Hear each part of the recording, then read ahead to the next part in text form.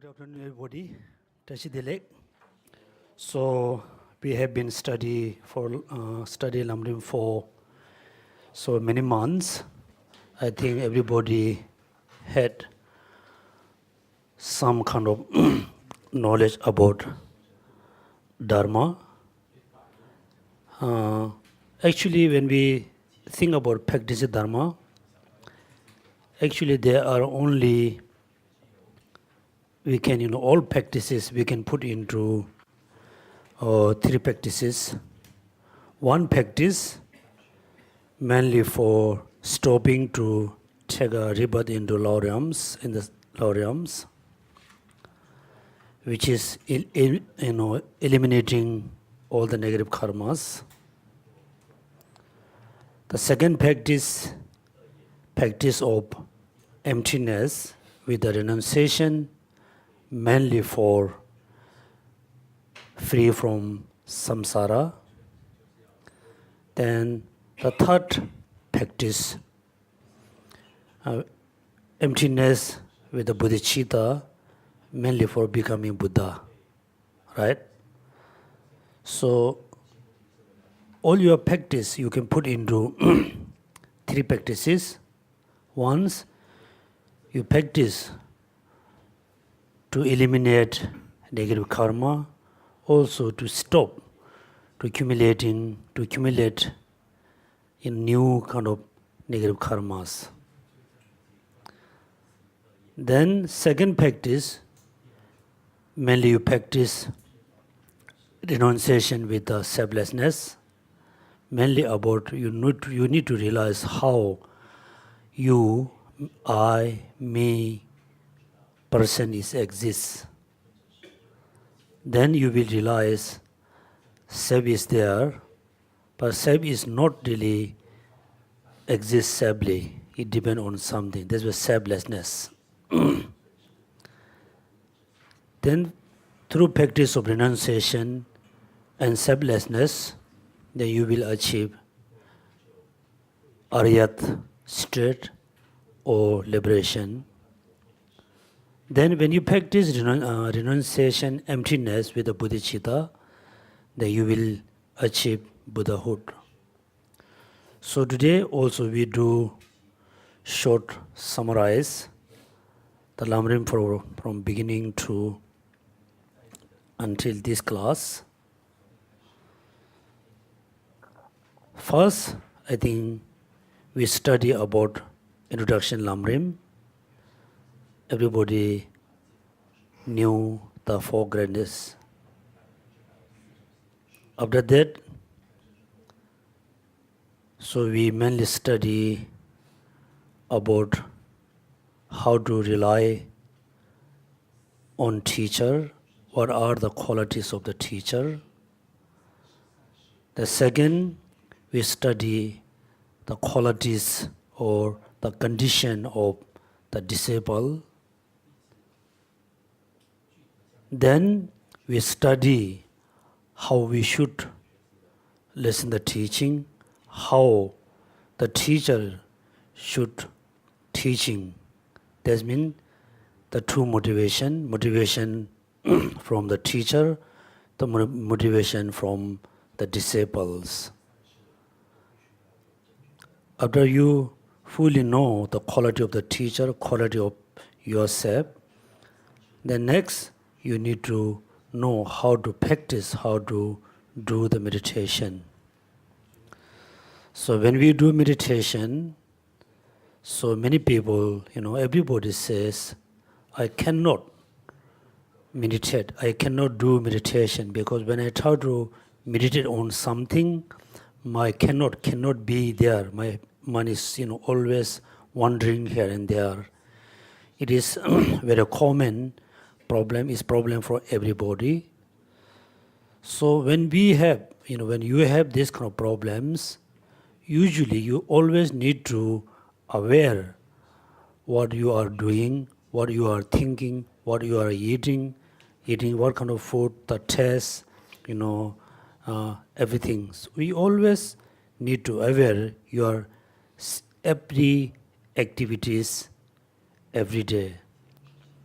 If you have this kind of ability, then when you meditate on something, then when your mind, distract somewhere, then you will notice. Then you can, bring back the mind on the chosen object. Then they explain, the preparation of meditation, the actual practice, and the, in between, what should do. After that, then we study about Tribal Gem. Also it is a Tibetan translation. In Tibetan we say Kwon Cho Sum. Kwon, very rare. Chok mean very superior. Sum like 3, Kwon Cho Sum. And we add, Hyamne Kwon Cho Sum, and like Rinpoche Sum. That's why you call 3 jewels. Buddha, Dharma, Sangha. So before we fully trust, fully take refuge into Buddha, we need to know the qualities of Buddhas, qualities of Dharma, Sangha. Then we should think the Buddha is look like doctor, Dharma is look like medicine, Sangha are look like nurse, you are look like patient. Then you must remember the 6 ideas. Right? 6 ideas. So whenever you practice, you must know, you must think, I am serious patient. I have, all kinds of sickness, the sickness with me for many, many billions of years with me. So today is the time I must, cure all the disease. How I can cure? Practice Dharma.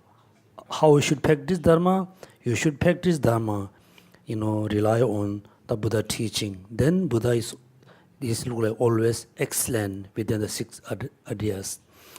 Then when you take refuge into Buddha, Dharma, Sangha, that there are the precepts of how, after you're taking refuge into Buddha, Dharma, what you should do, what you should not do. Dharma, Sangha also, what should do, what should not do. You must remember all of them. Then when you doing the actual practice, then the practice actually start from, starting point mainly about impermanence. Then you need to study, you must have, the perfect understanding of, the reality of the external phenomena, how external phenomena arise, how they decay, arising and decay. Therefore, when you walk around the, like park, so of course everybody, I think, has a small plant in your house. So you must remember why we need to add water every day, little water bit by bit. Every day we have to add water. If we stop to add water, then slowly the plant going to die.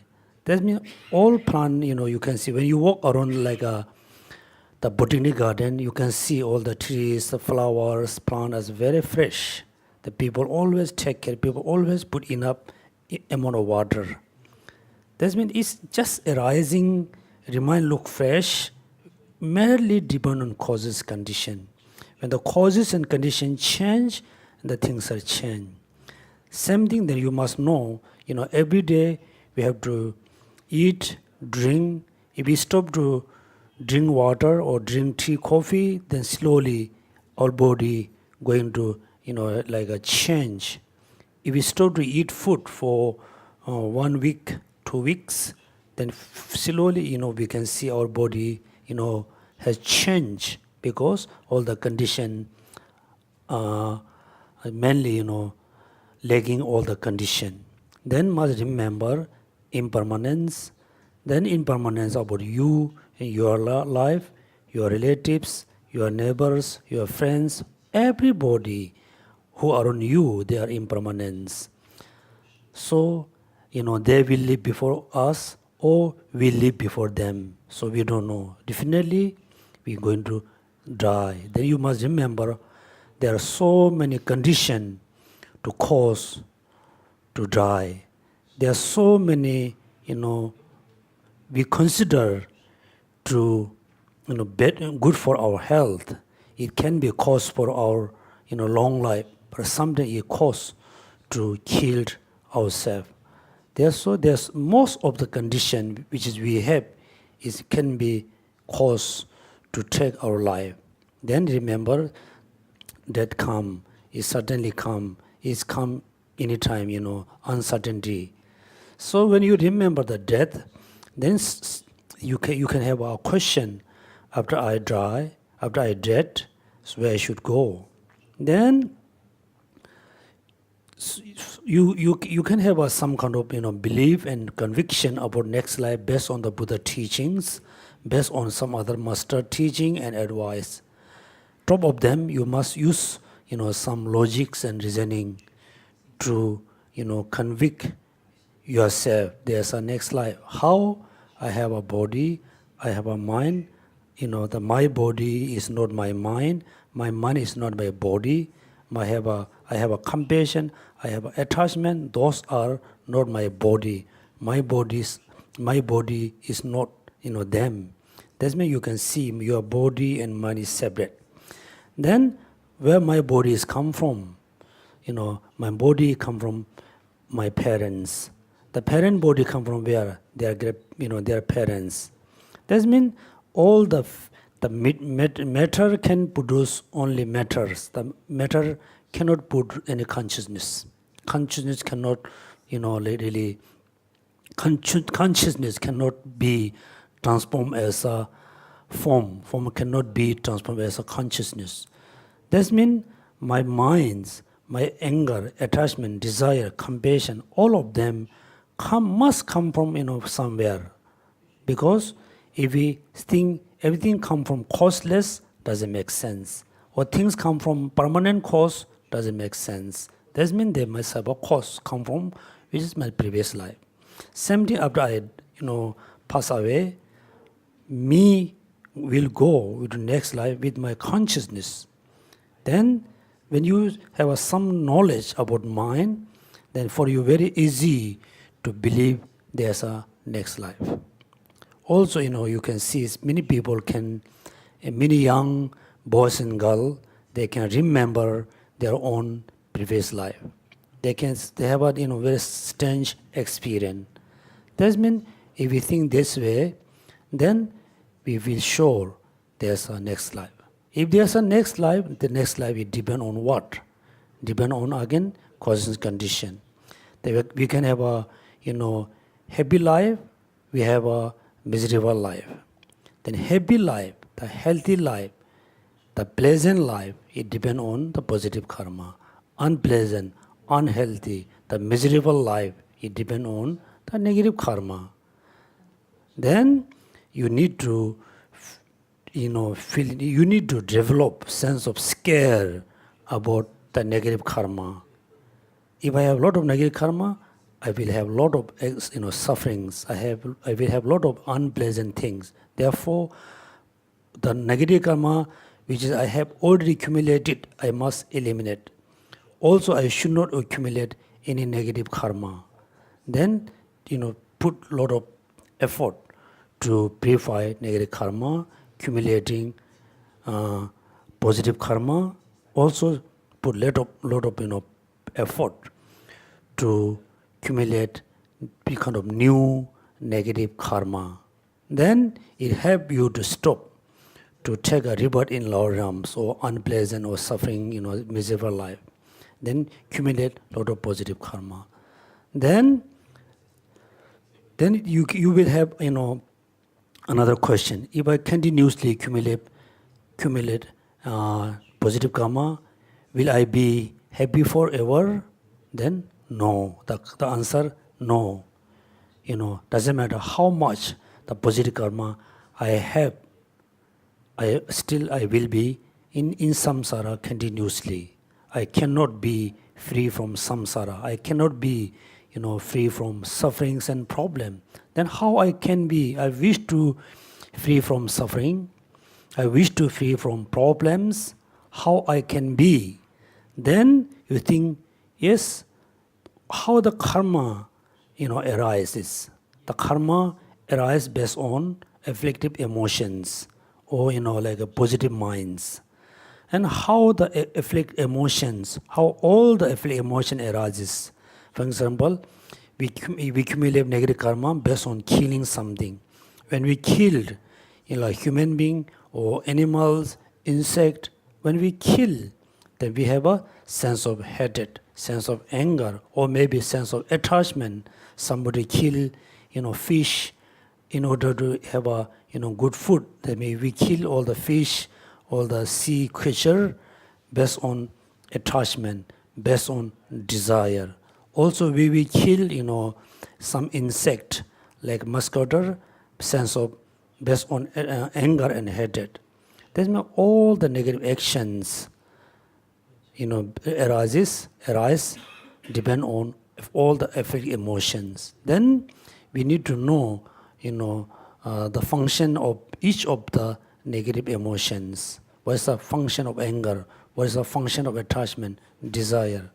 Then where they are come from, where them come from, whom they really, produce. That means ignorance. Ignorance. So what does the ignorance mean? That means things are there, but things are there not as a inherent, not there as a independent.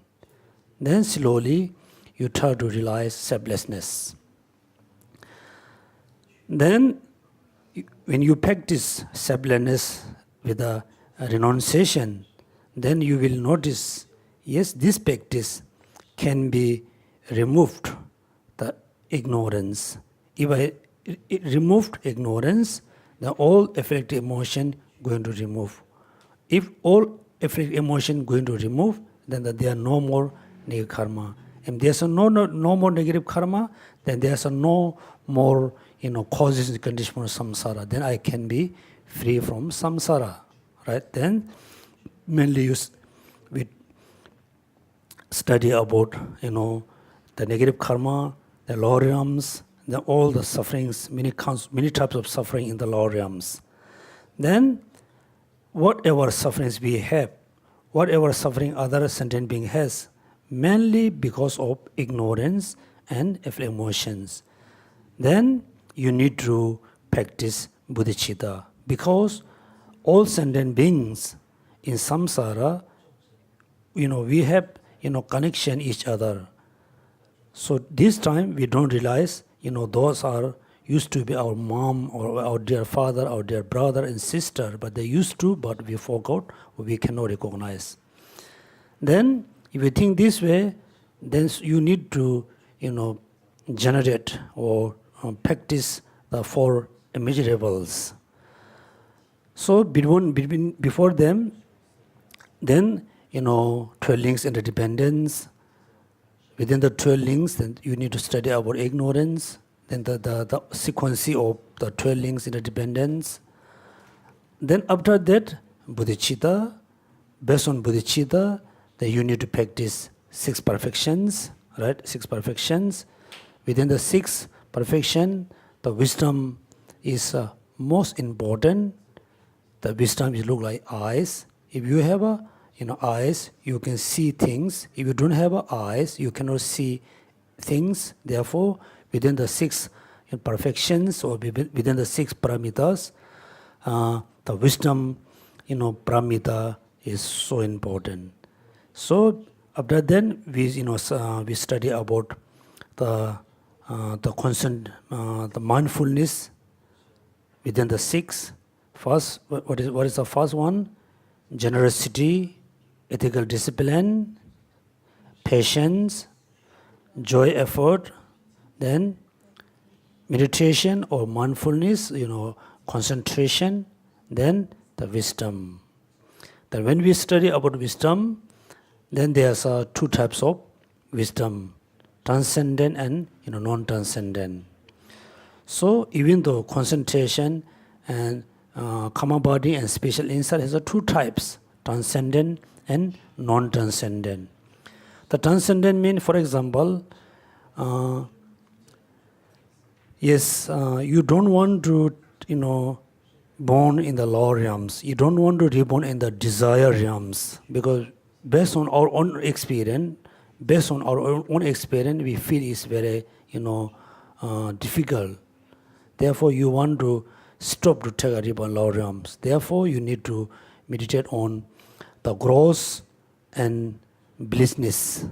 Right? That means the desire realm is very gross, so many suffering problem.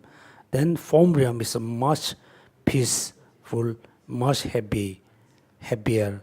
If you think this way, then slowly you have a less attachment, anger, desire, according to the desire realms. Then you able to reduce all the desire realms, anger, attachment, desire, so and so. But still, you will have other types of desire. That means there's two types of concentration and special insight. Within the two, for us, the transcendent wisdom is very important, right? Very important, because the transcendent wisdom can be uproot the ignorance. The non-transcendent wisdom, it can minimize, it can reduce. It looks like when you have a strong, pain in your headache, when you take a painkiller, it can reduce, it can minimize. It go away for short time. So then after a few hours, it come back again. Then you need to take, the painkiller continuously. It cannot be removed. Then when you do sudden serious treatment, serious operation, then you can uproot, you can clean the sickness from the root. The transcendent wisdom is look like, you are uprooting the sickness from the root. Sickness of the afflicted emotion, which is root. The root is the ignorance. Then transcendent. So, how we can practice the transcendent wisdom? Because without it, we cannot uproot the ignorance. Then we need to realize what? Emptiness. Right? We need to realize emptiness. Remember? Emptiness. So when how we can realize emptiness? Then there's a few things at the beginning. So you don't need to open books. I will just go through. And the emptiness. First, why insight is needed, right? So you remember. So if you lit a light, if there's a lot of wind around the light, then you cannot see the object very clearly. That means we need a light. The light will always be the stillness. That means you need to realize emptiness. Then you need a special insight. Need a light without any, disturbance. Then how we can realize emptiness? Then, so we need to rely on emptiness, the definitive source, right? Definitive source. Mean emptiness is a very profound meaning, is a profound things. So we have to rely on the teaching, right? Teaching. All Buddha teaching, you can have two categories. One mainly, principally, introduce emptiness. For example, Heart Sutra. Heart Sutra explains Four Noble Truths, truly interdependent, that mainly emphasize about emptiness. Other teaching introduce emptiness, mainly emphasize other practices. That means all the Buddha teaching, you can have two categories. One, mainly explain emptiness. Second, mainly explain other things. There's been two types, the conventional and ultimate truths. The definitive.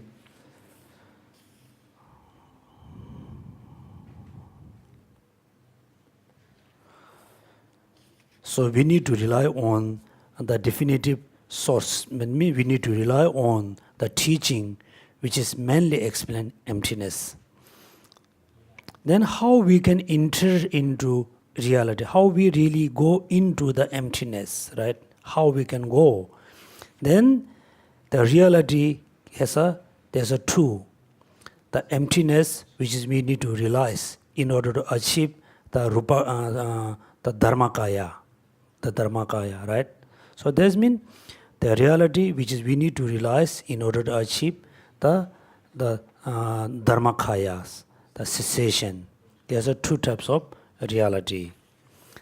Then after that, there's some kind of debate between many masters. Then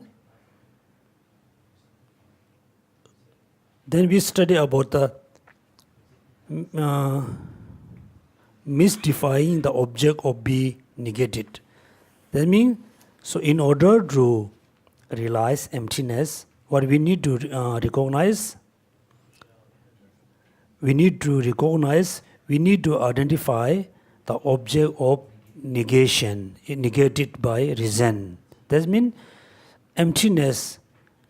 In order to realize emptiness, we need to recognize the negation of emptiness, right? Emptiness. Then I gave you the example analogy. For example, impermanence and permanence. Generally, both are exist. Impermanence exists, impermanent phenomena, permanent phenomena, both are existent phenomena. Both are there. But when we think about impermanent of the pot is the basis. Impermanent is the like quality or of the vase, of the cup. Then the cup is basis. Impermanent is the quality, adjective. Then in order to realize impermanent of cup, the cup's impermanent, we need to negate the negation, which is the permanent cup. Clear? So if you don't realize, if you cannot recognize the permanent cup, then you cannot realize impermanence of the cup. That means the permanent is the negation of the impermanent of the cup. Right? Same thing, in order to realize emptiness, we need to recognize the negation of emptiness, which is what's the negation of the emptiness?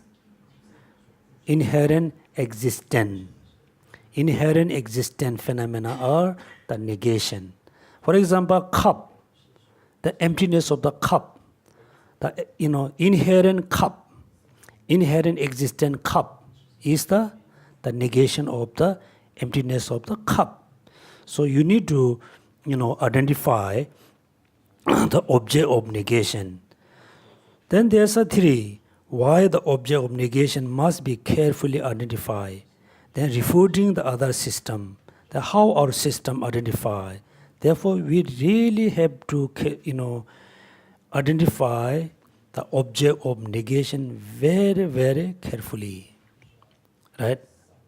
If you don't recognize, if you're not able to identify the object of negation, then there's two problems will be there. Right? If you cannot recognize the object of negation, when you try to negate, right? When you try to negate the negation, then there's a danger fall into nihilation and absolutism, right? Absolutism. Then mean, for example, you think how the cup, how the pot, how the vase, books exist. When you study very closely the cup, when you study very closely using a lot of reasonings and logics, then for you it look like there's no cup. That means you are almost falling into nihilation.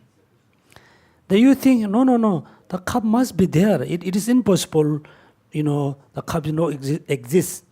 Then you try to pose it. You try to establish the cup. When you try to establish the cup, at the same time you establish the inherent phenomena, inherent cup. Then you're going to fall into absolutism. Therefore, it's so important to recognize the negation. If you fully recognize the negation of emptiness, then for you, lot easy, much easy to recognize, realize emptiness. That means, simply you shall think in your mind, everything exists, but not exists inherently. Inherently. Not exists inherently, still exists. Right? You just think this every day, then you do meditation. Otherwise, you have two problems. Then also between there's a lot of debate between Lama Tsongkhapa and other Indian masters. Then we study about dependent arising and emptiness. Dependent arising and emptiness. Then Nagarjuna said, if all things are completely without intrinsic nature, then you would also lack intrinsic nature, and thus cannot refute intrinsic existence. Then somebody argue. Then another stanza from Nagarjuna, we propound the dependent arising of the thing is called emptiness. That which is arise dependently has no intrinsic nature. That means, so the dependent arising mean emptiness. Emptiness mean dependent arising. Okay, it is not the same meaning. We say, what is the definition of impermanence? What is the meaning of impermanence? It is the not same meaning. That means emptiness meaning dependent arising.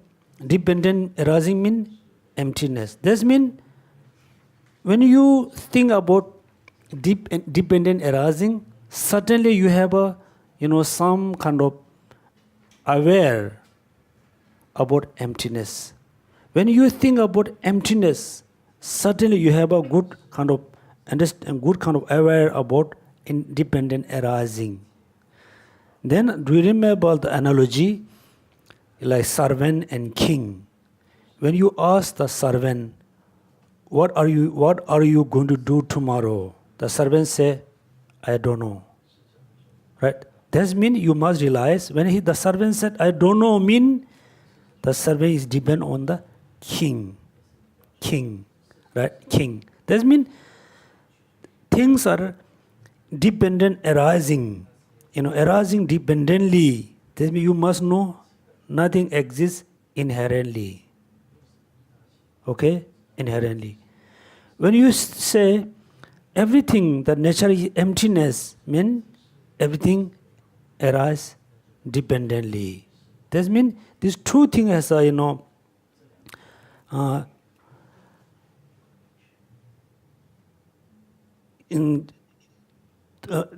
when you say dependent arising, look at dependent, right? Then dependent arising, then jung, right? There's two words, dependent, then arising. Things are arising, things are exist. How they are exist, how they are, how they arise, dependently. Why they have to arise dependently? The nature is empty of inherent existence, absence of inherent existence. Therefore, have to be all phenomena, their nature have to be emptiness, empty of inherent existence, because everything arises depend on something. Right? They have to depend because the nature is absence of existence, inherent existence. That means the meaning, dependent arising and emptiness. Then another stanza. If all those phenomena were not empty, there would be neither arising nor disintegration. It would follow that for you, essentialness, the Four Noble Truth would not exist. Right? If all these phenomena were not empty, then there would be neither arising nor disintegration. That means something is there, there must be always there. If there is nothing there, there cannot be anything more there. Therefore, nothing exists inherently. All phenomena are totally, nature is emptiness. Makes sense. Emptiness makes sense. Emptiness makes sense. Everything makes sense. Then emptiness makes sense. Everything makes sense. Then the second line.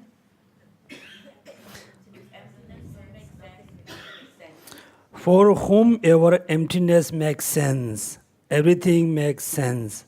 For whomever emptiness makes no sense, nothing makes sense. Right? It's so important. For whomever.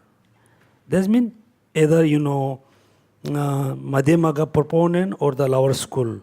Whomever emptiness makes sense, everything makes sense. For whomever emptiness makes no sense, nothing makes sense. That means, if you think emptiness is possible, then everything possible. If you think the emptiness is impossible, nothing can be possible. Right? I think at the beginning of the dependent arising, page number 135, dependent arising, right? How is that all of the cyclic existence and nirvana is possible in the system that asserts emptiness, right? Is very important. So this means Nagarjuna said very clearly, emptiness makes sense, everything makes sense. Emptiness not makes sense, nothing makes sense. This means, look at how is it that all of the cyclic existence and nirvana is possible in the system that asserts emptiness. As I will explain below, the proponent of view that all things are empty of inherent existence argue that this thing possible be reasoning of things arising dependent on causes and condition. This being is case, dependent arising is tangible within emptiness of intrinsic existence, right? That means dependent arising is tangible within the what? Within the emptiness. Emptiness of what? Emptiness of intrinsic existence. Look at, make sure when you say emptiness, it doesn't mean nothing there. Emptiness means empty of intrinsic existence, empty of independent existence, right? And when dependent arising is tangible, then what happens? Suffering is also tangible. Right? This means, is there an emptiness, that there will be dependent arising. If there is a dependent arising, then there must be suffering. Right? Suffering. If there's a suffering, then there must be cause of suffering. Clear? First, it is very important when you do meditation. First, you must know how things exist. Things are there, but they are not there as perceived to me. For me, everything exists inherently. But in the reality, all phenomena, the nature is empty of intrinsic existence. Right? For example, when you are physically very strong, you are very physically healthy, then you no need to depend on walking stick. Right? Okay, so you no need. You are very independent, you are very capable. Once you rely or depend on the walking stick, then you have a physical problem. You are physically weak. That means when you are weak, therefore you need to depend on something. When you are depend on something, then you are not fully healthy. Right? That means first you really need to have the right understanding of emptiness. Emptiness mean empty of intrinsic existence.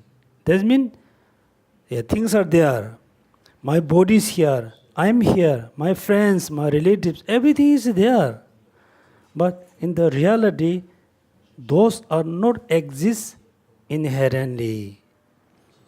Their nature is empty of intrinsic existence. That means all phenomena, nature is emptiness. That means there must be nature emptiness. Therefore, everything exists dependently, dependent arising. Then second thought, my suffering, my physical suffering, my mental suffering, all suffering arise from causes and condition. It's not arising causelessly, it is not arising independently.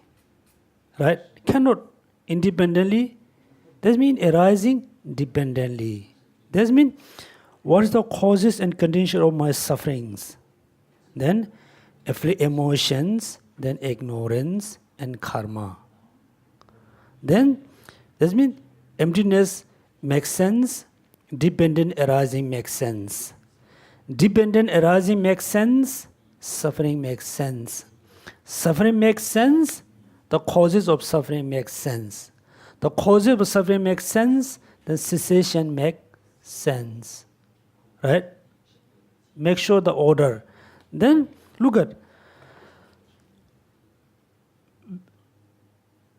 when we say, I feel cold, I've suffered in, feeling cold.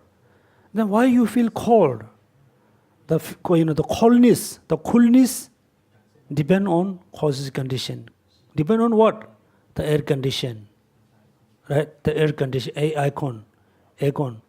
So we know I feel cold because the cooling come from the air condition. Right? Then what? You wish to stop the cooling. Then you check the cooling come from where? Oh, from there. How? The electricity. I must switch off. When you switch off, then there's no more, coolness.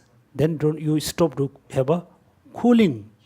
Same thing, you must know the suffering come from where? Karma.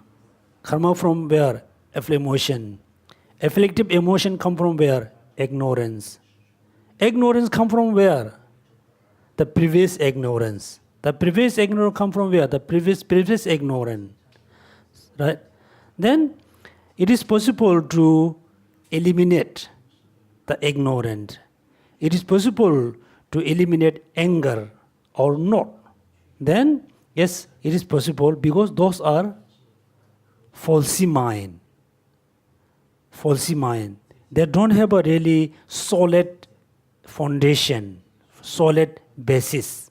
For example, when you get anger, right? When you get angry, that means anger arises. Anger arises.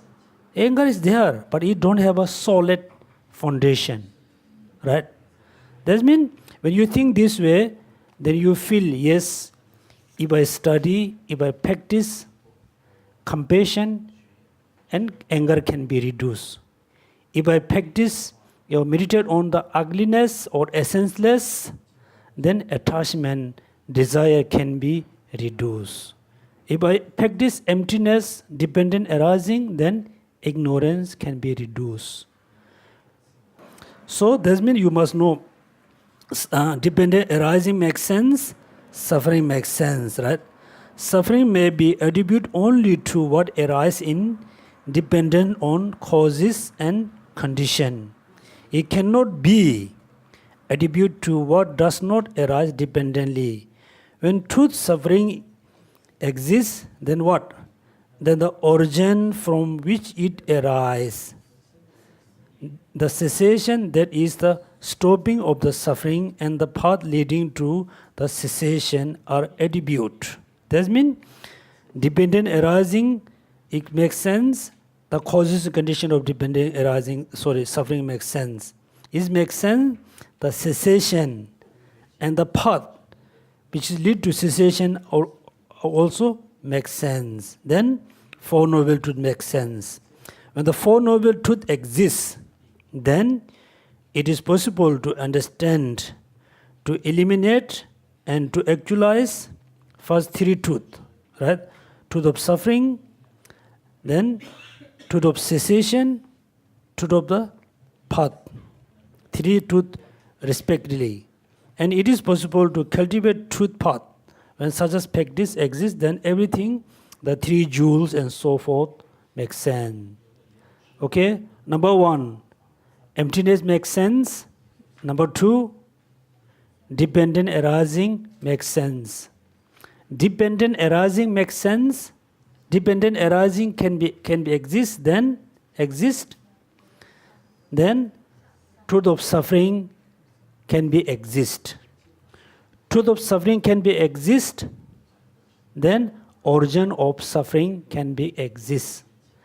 If origin of suffering can be exist, then the cessation can be exist, can be possible. If cessation possible, then the path which is lead to cessation also possible. Then Four Noble Truths possible. If there's a Four Noble Truths, then the three jewels, right? Buddha, Dharma, Sangha, make sense. Then everything, three jewels and so forth, it tangible. These are kind of summary. So, what is, the final is saying, if you have a good understanding of emptiness, then you can have a good understanding of dependent arising, right? Please make sure. That means things are empty. All phenomena, the nature is empty of inherent existence. Then things must arise dependently. Clear? If things are arising dependently, then the nature of things are not inherently existent, not inherently exist. That means, if you need a walking stick, then you have a physical challenge, right? Because if you are physically very fit and well, you don't need to depend on walking stick. That means things are arising, things exist mainly depending on something. That means that things are not exist independently, inherently. Or things are not exist independently, inherently. That means the nature of all phenomena is empty of inherent existence, empty of independent existence. That means there's emptiness, then dependent arising, then Four Noble Truths, then three jewels. So how Madhyamika respond to those who negate the distinguished feature of the Madhyamaka? So far, we already studied two, distinguished feature of Madhyamaka, right? Do you remember first? The distinguished feature of the Madhyamaka? Do you remember? No. Yeah, what I can do? You have the Lamrim book? Okay, first look at, there's a first two truths, then two practices, then two merits, then two achievement, right? That means in generally, when you study closely all phenomena, that means something you can understand, you can see. which is the conventional truth. Something, there, but you cannot realize, you cannot understand, which is ultimate truth. And the reality, all phenomena must have two features, two characteristics. One, the conventional characteristic. Second is the ultimate characteristic. For example, the Lamrim book. The book is conventional truth. When we say book, paper, conventional. The emptiness of the book is ultimate truth. True truth always, look like one coin has two sides. Two truths. Okay, for example, emptiness of the cup, emptiness of the pen, they don't have any connection. It's totally two separate things. The emptiness of cup is depend on the cup. Emptiness of the pen is depend on the pen. But emptiness of the pen and pen has a very important relationship, because the pen is basis. Oh, this is conventional truth. The emptiness of the pen is the ultimate truth. Without pen, this pen, there cannot be emptiness of the pen. Without emptiness of the pen, there cannot be a pen. Therefore, remember, form is emptiness, emptiness is form, form is not other than the emptiness. Emptiness? Huh? No, you're missing one word. Also, right? Form is emptiness, emptiness is form. Emptiness is not other than the form. Form also not other than the emptiness. Look at that. Means you should not say directly form is emptiness, because form is not emptiness. Form is conventional truth. That means the nature of the form, the reality is the form is emptiness. That means form is emptiness. Emptiness is form. That means the nature of the form is again emptiness. Emptiness is form, form is emptiness. Means you can establish the form based on emptiness of the form. That means form is emptiness, emptiness is form. Form is not other than the emptiness. That means, the basis of the form is not separately, cannot separately exist. It's within the form. That means emptiness is form, form is emptiness is not other than the form. Then emptiness also, that means emptiness of the form is also cannot be separate from the form. Right? That means there's a two truths. Therefore, there are two practices. What are they? Dori. What are they? First, she's looking at me. When I look at her, she just don't like this. she thought I'm going to ask you. Okay. Please make sure there's a two truths. Therefore, there are two practices, which is wisdom and methods. That wisdom and methods. That means the mind which is relies on emptiness, the mind which is meditate on emptiness is the wisdom. Right? And the mind which is generate compassion, bodhicitta, those are methods. It is very much depend on the conventional truth. That means there are two truths, therefore there are two practices, which is wisdom and methods. Therefore there are two types of merits. Right? Two types of merits.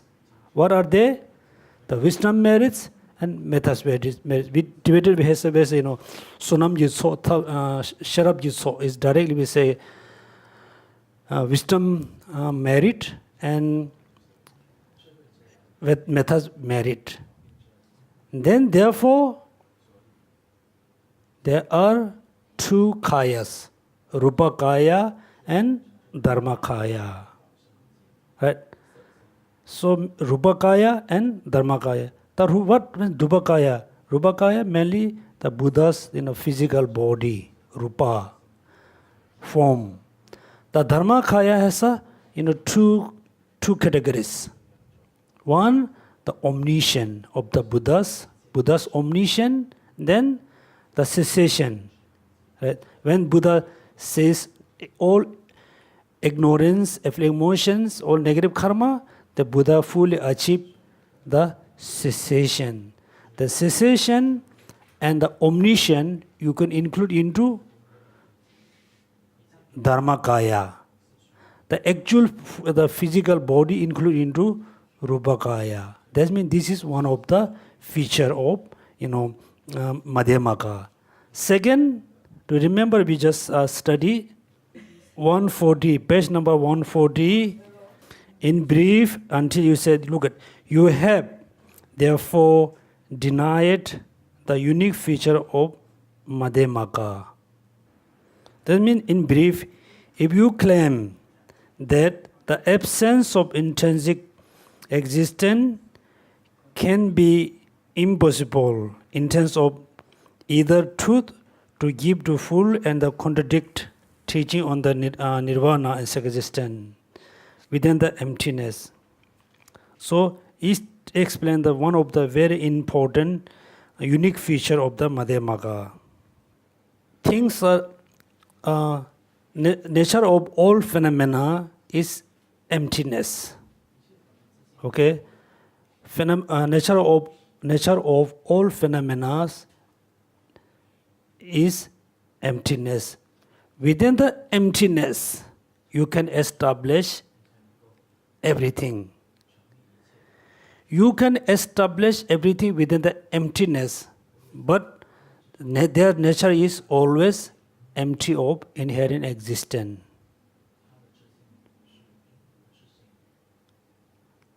Okay? Okay, that means within the emptiness, you can establish everything. You can establish samsara, you can establish nirvana. Within the emptiness, you can establish everything. Whatever you establish, the nature is always emptiness. Right? That means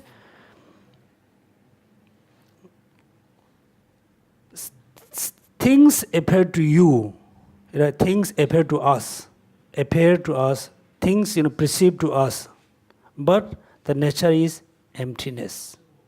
The nature is emptiness, still they have function. They have their unique function to produce, to active something.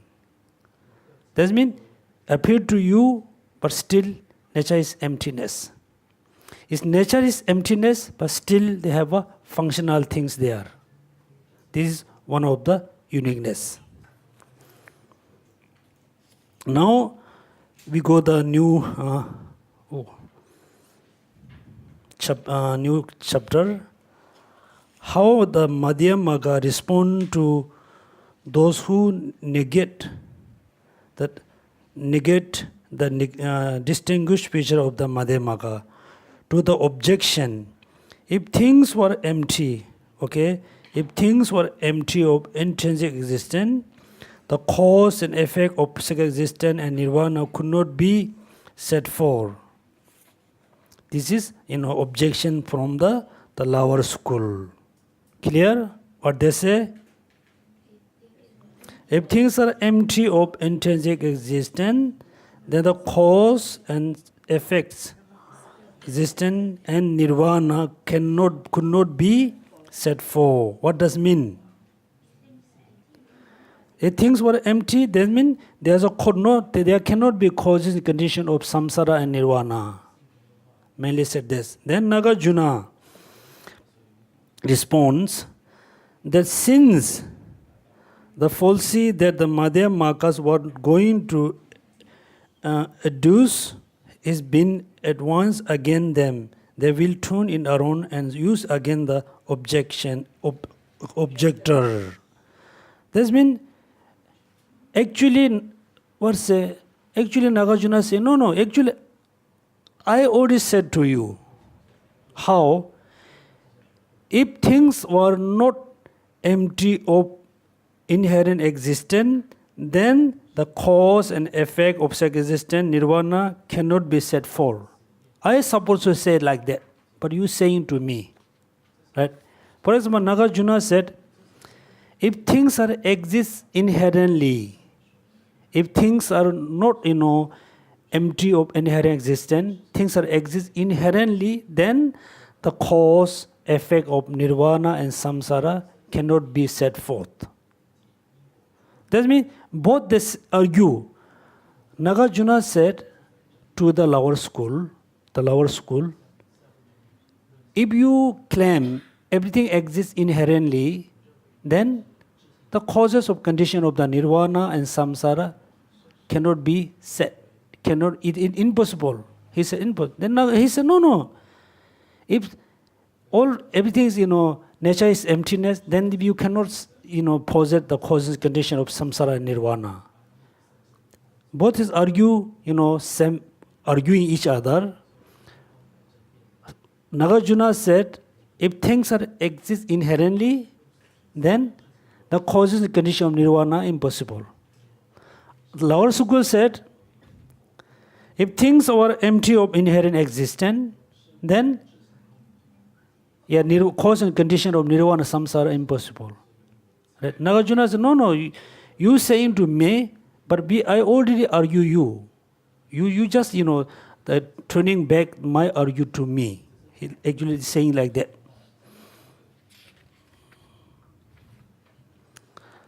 Then next you can say the stanza, right?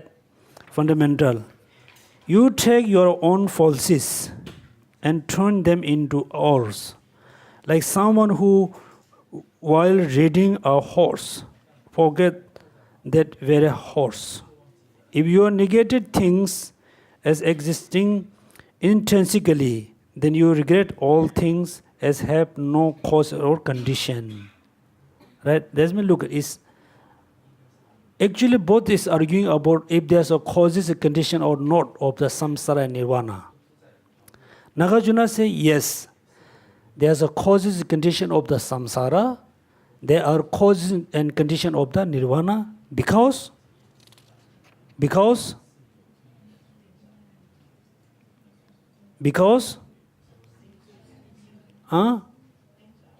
very good. Things are empty of intrinsic existence.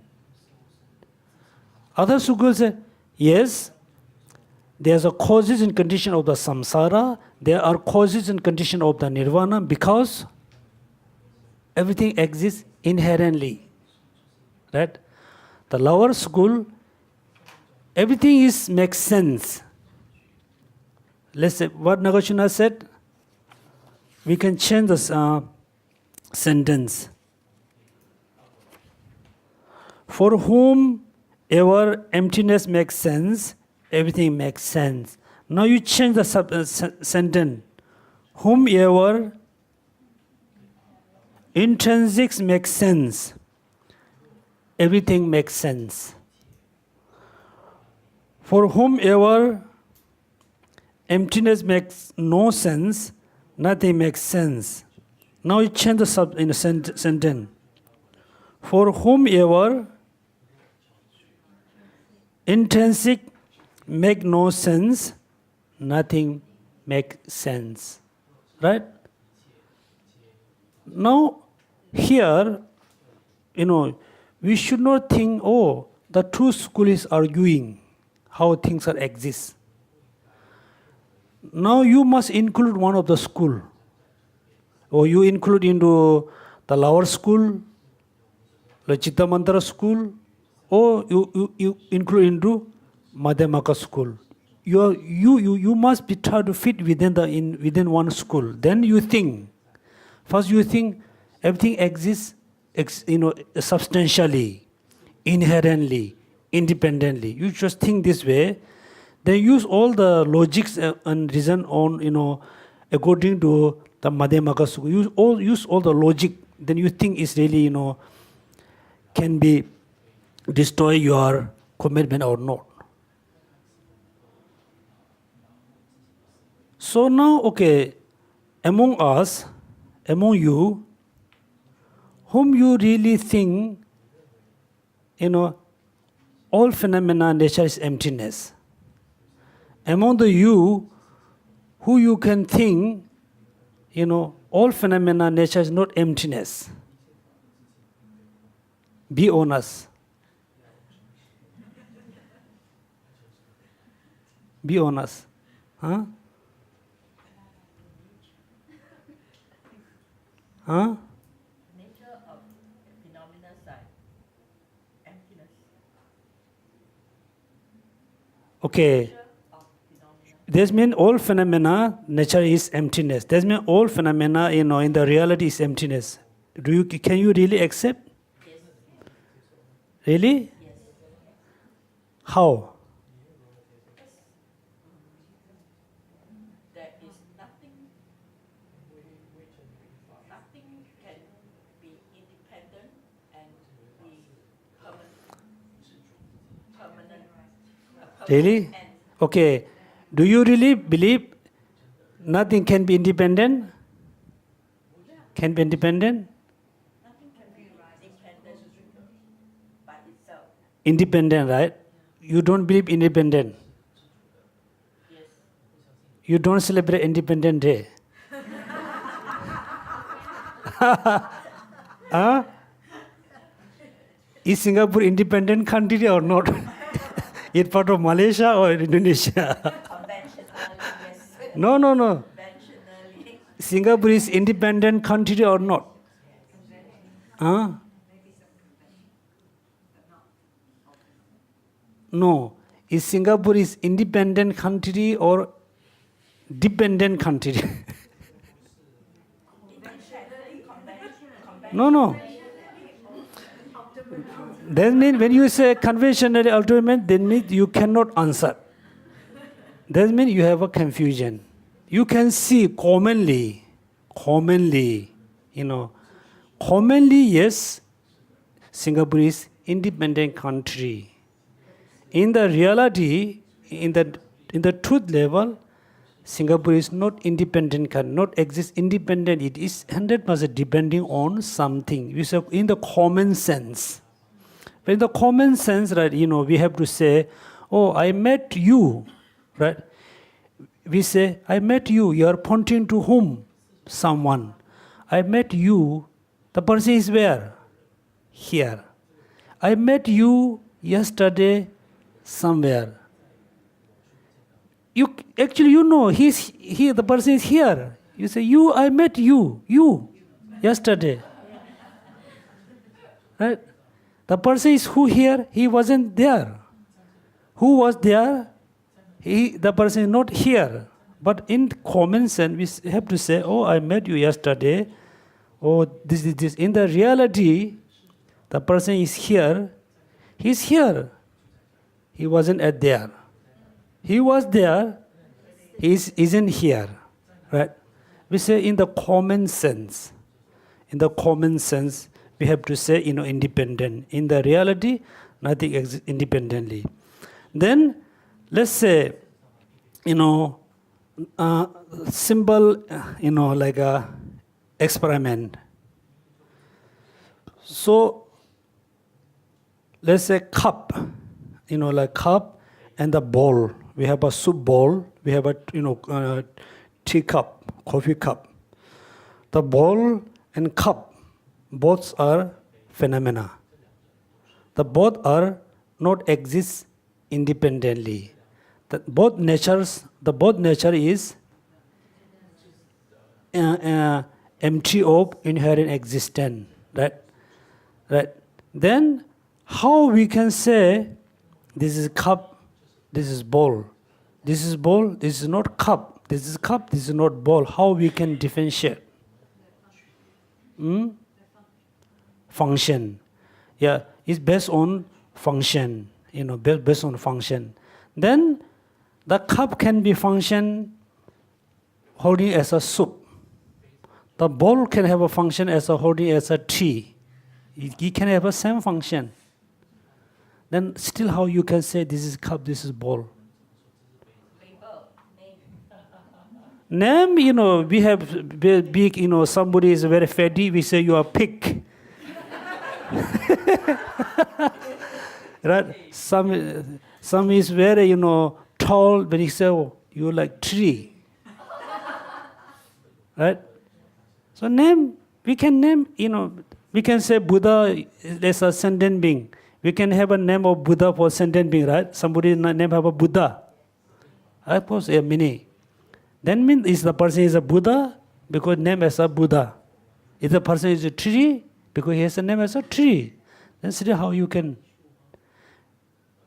Merely you cannot say this is a cup. This means is going to be what you call mix up everything. Therefore, Laos, the substantial school said, if you believe merely designation, then everything become mixed up. Right? For example,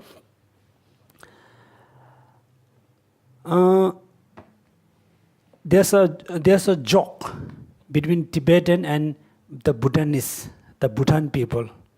Bhutan is very funny joke. In the Tibetan, the noble family name their child Awa. Awa is very respect way. Awa. They say, when we say, how many Awa do you have? That means they actually saying, how many children do you have? Awa, right? Awa. Then there was two noble and a family come together, one from Bhutan, one from Tibet. Then they are having dinner. And during the discussion, and the Tibetan noble family asked to the Bhutan, excuse me, how many Awa do you have? The Bhutan people thought, how I should answer? How should I answer? He cannot answer very easily. Then he thought about while. He said, when I eat, heavy food, I have a few time Awa. Awa like poop.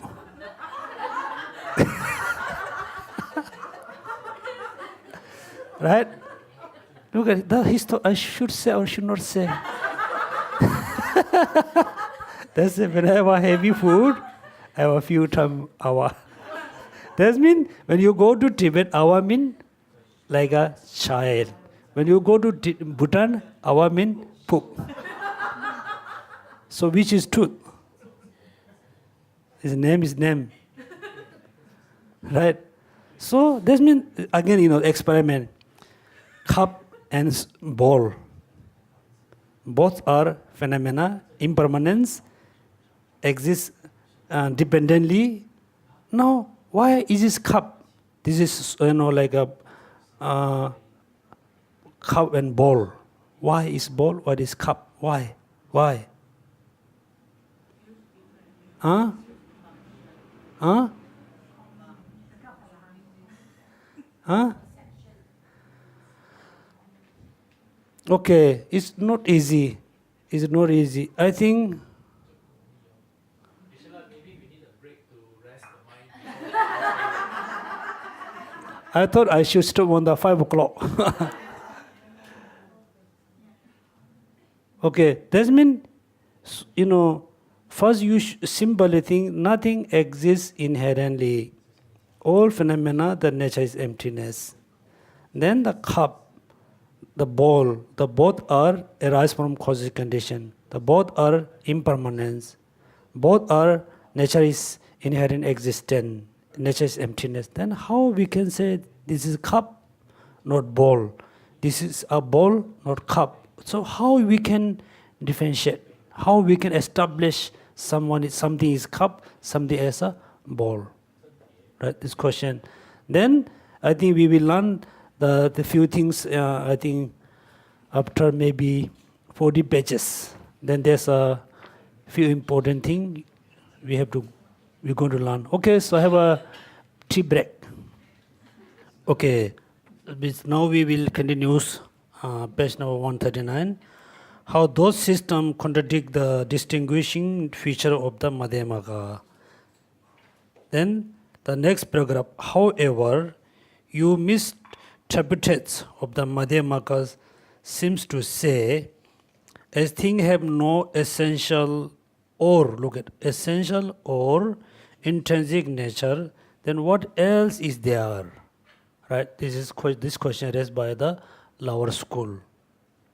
The lower school said, if you say everything nature is emptiness, they don't have any essential intrinsic nature, then what else is there? Right? That means, look at everybody just think about, you have, most of you have a pen. If the pen doesn't have a essential intrinsic nature, then what else is there? Right? This is asked question. Then, continuously, therefore, it is not necessary to add a qualification such as ultimate, when refuting bondage, freedom, production, cessation. Because, so, we're not refuting, we don't refute the, the things. We refute the ultimate pen, inherent pen, independent pen, right? We are not refuting the, the conventional pen. So, therefore, look at, do you remember in the Heart Sutra, no eyes, no nose, no tongue, right? No, there are so many no, kong, right? Right. Kong. In the head, you say no eyes, no air, no nose, no tongue, right? There's another also very funny joke in Buddhist society in Ladakh, because all the Ladakhi people, the Buddhist people chant Heart Sutra. They say no eyes, no air, no tongue, no nose. Then next to them, there was a Muslim. He was listening the Heart Sutra, no eyes, no eye, no tongue. It's very easy to say no head. Very easy to say no head.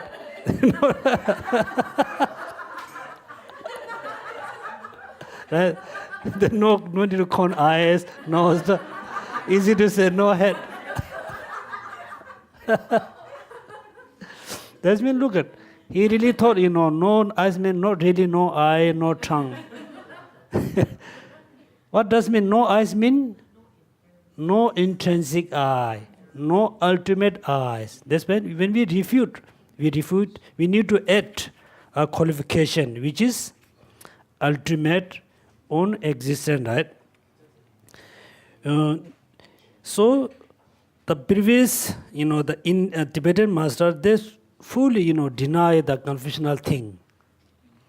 So they say is it not necessary to add qualifications such as ultimate, when refuting bondage, freedom, production, bondage is samsara, cessation. Then look at, if you say this, so if you, then mean, the previous Tibetan master says, when we refute, we refute conventionally, no body, nothing there. We no need to add any qualification. No eyes is direct, no air, no tongue, no body directly. We no need to add no ultimate eye, no need to add any qualification. Then look at Lama Tsongkhapa said, if you say this, think about how you should not contradict that will allow you in the absence of intrinsic existence to possess bondage, freedom, arising, distinguishing, and so forth. Right?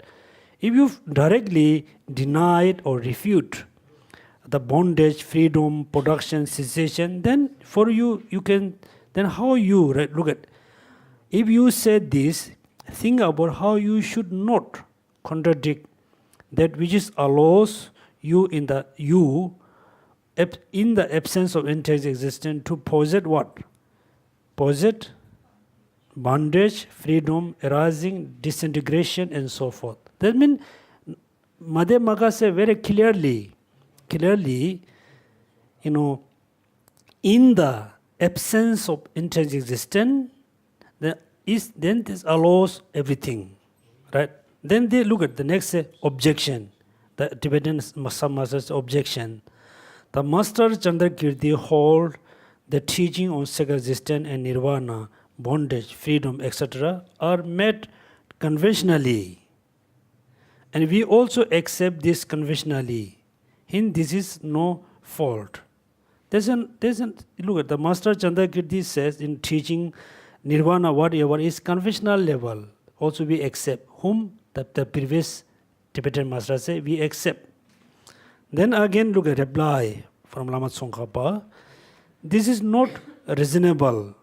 For you also accept the master Chandrakirti assertion that phenomena have no essential or intrinsic nature, even conventionally. Right? So if you follow the Chandrakirti also said, look at, all phenomena have no essential or intrinsic nature, even what? Conventionally. Even conventionally, ultimately, none of phenomena doesn't have any intrinsic existence, intrinsic nature. The argument refuting intrinsic existence must refute it even conventionally, and you claim that the argument refuting intrinsic existence also refuting bondage, freedom, and so on and forth. That means actually we refute, the ultimate, we refute the intrinsic phenomena, but we are not refuting the phenomena. We are refuting the ultimate intrinsic samsara, intrinsic nirvana, intrinsic cessation. We are not refuting them. Right? In brief, look at, if you claim that the absence of intrinsics contradict bondage, freedom, production, accession, etc., then it will be impossible in terms of the neither truth to give the full and the correct teaching on nirvana and self-existence within the emptiness. The emptiness of intrinsic existence, you have therefore denied the unique feature of the Madhyamagga. That means, according to Madhyamagga, everything, the nature is emptiness. Within the emptiness, everything able to establish. According to Madhyamagga, they negate, they deny the intrinsic phenomena, independent phenomena, but they doesn't deny the phenomena.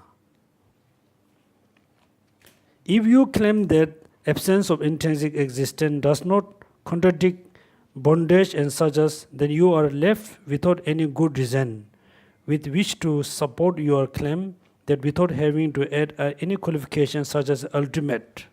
That means whenever we refute, we need to say the ultimate, intrinsic, independent. You cannot, refute directly that things are not exist.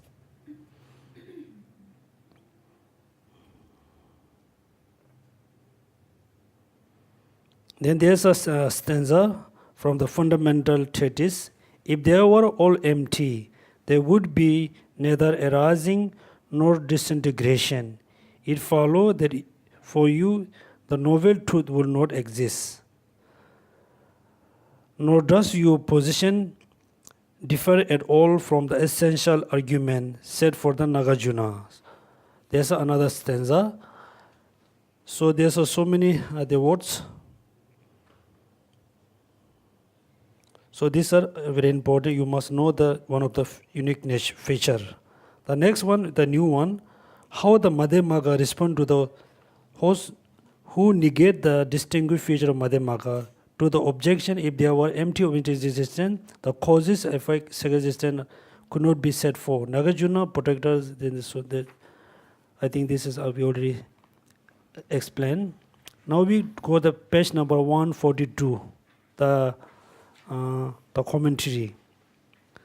Therefore, it is clear that those who argue if there is no essential or intrinsic existence, then what else is there?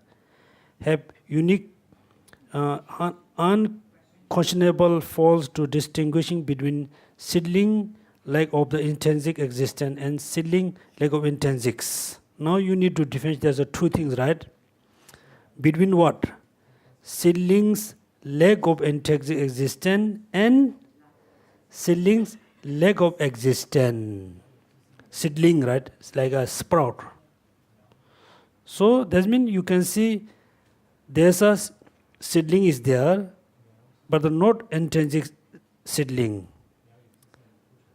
Seedlings is exists, but it is lack of intrinsic existence.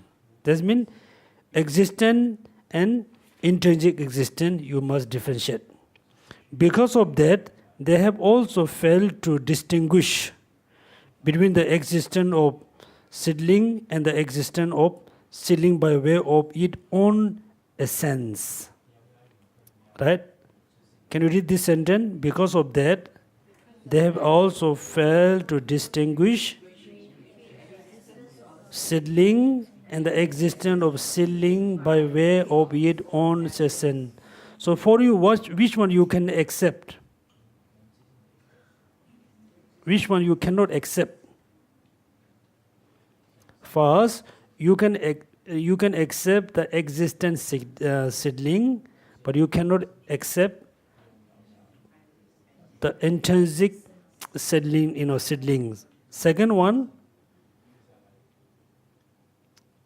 you can accept the existence of the seedling, but you cannot accept existence of the seedling by way of its own essence. Clear? That means you need to distinguish two of them. Therefore, they clearly hold that whatever exists, whatever exists must exist essentially. From the lower school, from the previous some Tibetan master. According to them, they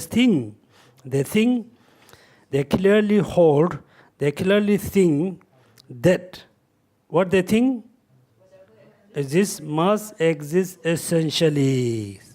And if something is not essentially existent, then it does not exist. Right? Essentially. Therefore, I ask the question, cup and bowl. Both is nature is emptiness, exist from causes condition. Both of are impermanence. But the cup is cup, not a bowl. The bowl is bowl, not a cup. Then why cup cannot be bowl? Why bowl cannot be cup? Then essentialist. Therefore, the lower school, they believe into essential, exists essentially. That means, yes, the cup and the bowl, both are impermanent, right? Impermanent. Both arise from causes condition. The both nature is empty of,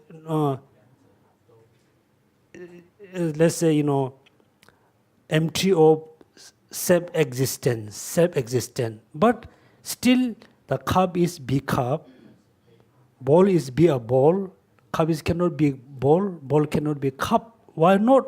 Then they say, in order to be a cup, in order to be a bowl, right? The bowl must have some essence, must be there. The cup has a very unique essence to be a cup. This means, therefore, according to the lower school, they say, how is human exists? Who really accumulating negative karma? Who really accumulating positive karma? Then they study very and closely. Finally, they said, when we talk about human or person or being, is mainly talk about the consciousness. Consciousness. They really go very in detail.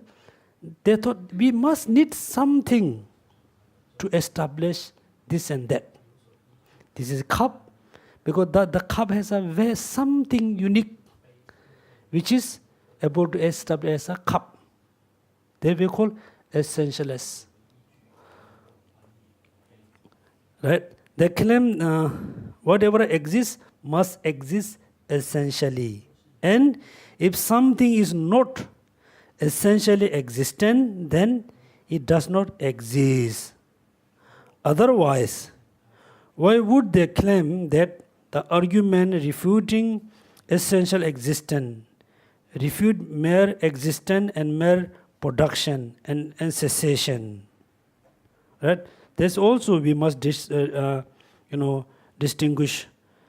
We refute what? We refuting the essential existence, refuting mere existence and mere production. No, we're not refuting the only existence and production. We refute what? Essential existence. They claim that insofar as seedling and the suchas are asserted to exist, they must exist essentially, and they claim that if seedling utterly, important, if the seedlings utterly lack essential existence, they must be utterly non-existent, right? Must be non-existent. It taking those positions, they undeniable fall to both extreme of permanence and annihilation, right? That means when they try to establish the seedling, right?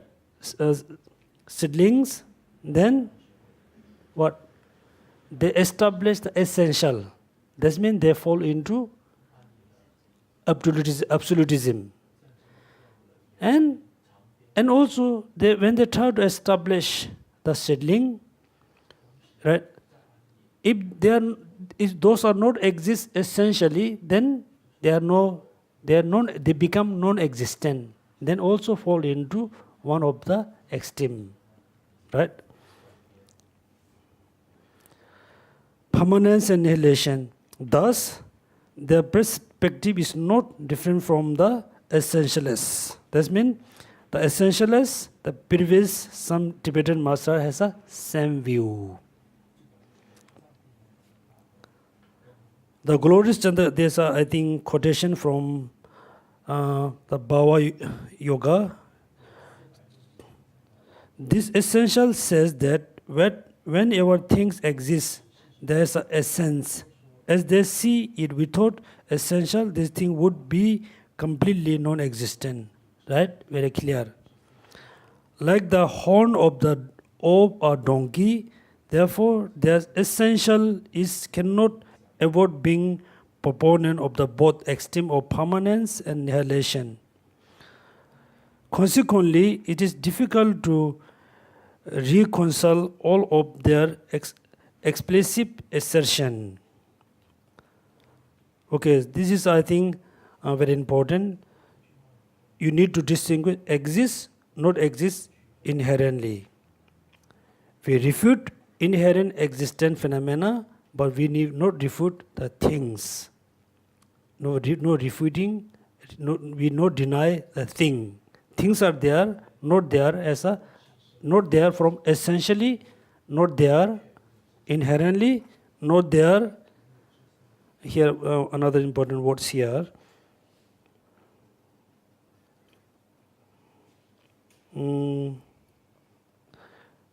By way of its own essence. Okay, so I think everybody has so difficult to understand. Simple, I think you can do. You just sit in somewhere in your house or then you think how really things are exist. Be honest. You should not say it must be exist this way because Nagarjuna said. Right? You just be honest. Do you remember the quality of the disciples? Quality of the teacher. Quality of the disciple. Number one, no, unbiased, right? Number two, intelligence, right?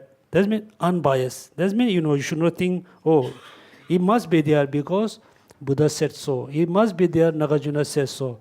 You be very unbiased. You think how things are exist. You seriously think how things are exist. That means you just, you hold, things in your hand. You just look at, is this cup? Is this, pen or pencil or book? Yet it is cup. How this thing? You should not say how the cup is become a cup. Is wrong. You just hold, this is, what is this? A glass case. You just hold. This is a thing. What kind of thing? This is a glass case. How the thing, this piece of thing became a glass case? Because is content is a container of the glass. We call glass case of the glass. Then, even though yes, I can put my glass in the like coffee cup. With that coffee cup, and it's nice. But this is glass case, but it cannot be glass case. What's the difference? Who make different? Right? Who make them different? Why I have to follow this kind of culture? Right? Culture. Then if you think this way many times, then you seriously become very interested about emptiness. Then there's a way and there's a hope you can enter into emptiness. You don't just follow the words. Think seriously. Okay? Okay, another, we can stop here. Another kind of, remember, if you have this kind of problem to understanding emptiness, then what you need to do? Do you remember the Lama Tsongkhapa give some advice? No, in the books. That means, if you already has taken, precept and vows, you must maintain your ethical discipline very well. You maintain your pure ethic. Then always do, what do you call,